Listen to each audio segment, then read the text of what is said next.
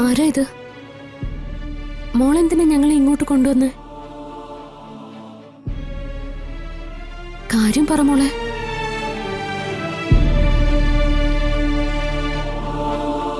Mock സംസാരിക്കാൻ കഴിയില്ലേ?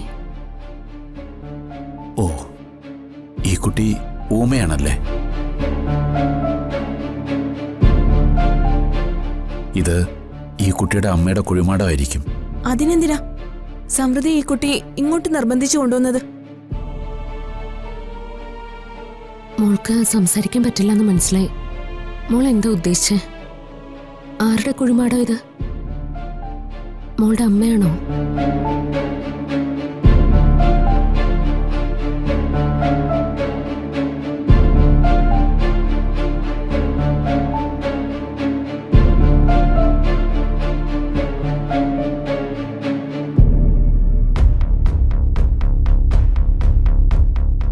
ഈ കുട്ടി അവളുടെ ഭാഷയിൽ നമ്മളോട് എന്തോ പറയാൻ ശ്രമിക്കുന്നുണ്ട്. പക്ഷെ എന്താന്നും മനസ്സിലാവുന്നില്ല.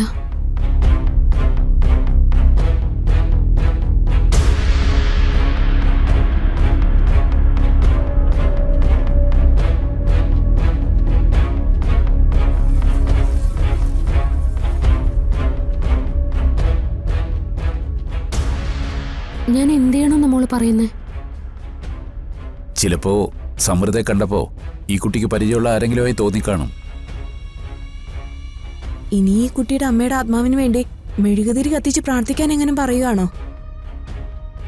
ആണോ മോളെ? ഞാൻ മെഴുകുതിരി കത്തിച്ച് പ്രാർത്ഥിച്ച മോളുടെ അമ്മയുടെ ആത്മാവിന് അത് ഇഷ്ടാവുമോ? പാവം, അതിന്റെ ഒരു വിഷമം നോക്ക്. സ്വന്തം അമ്മയ്ക്ക് വേണ്ടി പ്രാർത്ഥിക്കാൻ പോലും ദൈവം അതിന് നാവ് കൊടുത്തില്ല. പ്രാർത്ഥിക്കുന്നതിന് നാവ് വേണ്ടല്ലോ, മനസ്സ് മതിയല്ലോ. മോളുടെ അമ്മയുടെ ആത്മാവിന് വേണ്ടി ഞാൻ മെഴുകുതിരി കത്തിച്ച് പ്രാർത്ഥിക്കാം.